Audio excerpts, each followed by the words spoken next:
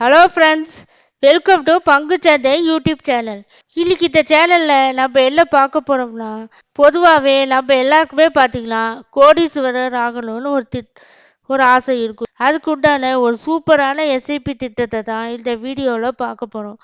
அதுக்கு முன்னாடி இந்த வீடியோ யூஸ்ஃபுல்லாகவும் இன்ஃபர்மேட்டிவாகவும் இருந்துச்சுன்னா லைக் பண்ணி சப்ஸ்கிரைப் பண்ணுங்கள். உங்களோட ஃப்ரெண்ட்ஸ் அண்ட் ரிலேட்டிவ்ஸ்க்கு ஷேர் பண்ணுங்கள், கமெண்ட் பண்ணுங்கள். இப்போ வாங்க வீடியோக்குள்ளே போகலாம். பொதுவாகவே நம்ம எல்லாருமே பார்த்தீங்கன்னா ஒரு லட்சியத்தை அடைவதற்காக தான் தினமும் ஒரு மிஷின் மாதிரி லைஃப்பில் ஓடிட்டுருக்கோம்.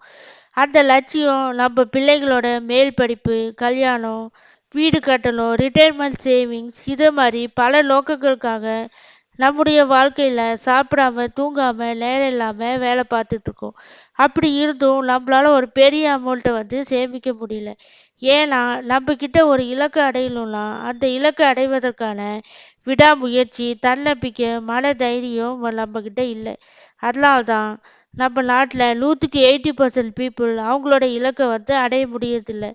நமக்குள்ளே ஒரு மன தைரியமும் தன்னம்பிக்கையும் விடாமுயற்சியும் இருந்துச்சுன்னா நம்மளாலையும் எதையும் சாதிக்க முடியும்.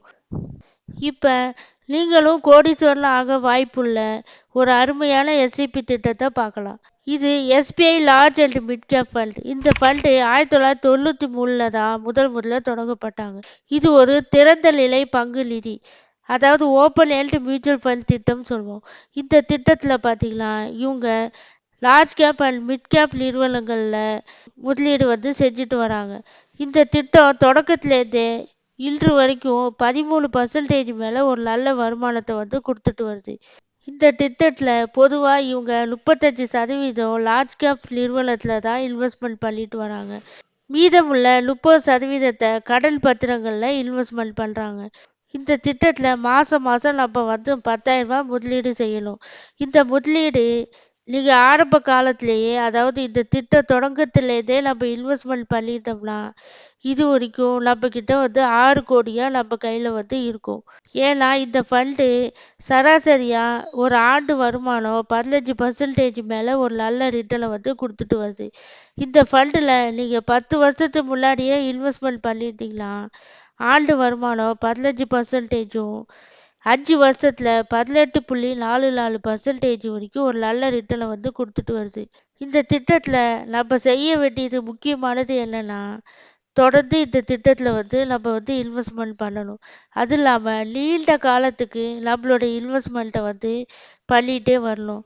அதுக்கு அடுத்ததாக எஸ்ஐபியாக மாதம் மாதம் 10,000 ரூபா பார்த்தீங்கன்னா இன்வெஸ்ட்மெண்ட் பண்ணிகிட்டே வரணும். இந்த இன்வெஸ்ட்மெண்ட்டு ஷேர் மார்க்கெட் இறங்குனாலும் ஏறினாலும் அதை பார்த்து நம்ம பயப்படாமல் தொடர்ந்து இன்வெஸ்ட்மெண்ட் பண்ணிகிட்டே வந்தோம்னா இந்த 1 கோடி என்ற இலக்கை நம்மளால் நிச்சயம் அடைய முடியும். இந்த fund HDFC bank, Kotak Mahindra bank, axis வங்கி, ரிலையன்ஸ் இண்டஸ்ட்ரீஸ், இதே மாதிரி பெரிய பெரிய நிறுவனங்களில் முதலீடு பண்ணிட்டு வராங்க. எல்லாரும் டிஸ்க்ளைமரை பார்த்துக்கோங்க. நான் ஒரு செபி ரிஜிஸ்டர்ட் அனலிஸ்ட் கிடையாது. நீங்கள் இந்த இன்வெஸ்ட்மெண்ட் பிளான்லலாம் இன்வெஸ்ட்மெண்ட் பண்ணணும்னு நினச்சிங்கன்னா உங்களுடைய ஃபினான்சியல் அட்வைசரையும் இல்லை ஓனாகவும் நல்லா அனலைஸ் பண்ணிவிட்டு இன்வெஸ்ட்மெண்ட் பண்ணுங்கள். ஏன்னா எந்த ஒரு இன்வெஸ்ட்மெண்ட்ஸ்லேயும் ரிஸ்க் இருக்கும். அதனால் அந்த ரிஸ்க்கை புரிஞ்சுட்டு அண்டர்ஸ்டாண்ட் பண்ணிவிட்டு இன்வெஸ்ட்மெண்ட் பண்ணுங்கள். நன்றி, வணக்கம்.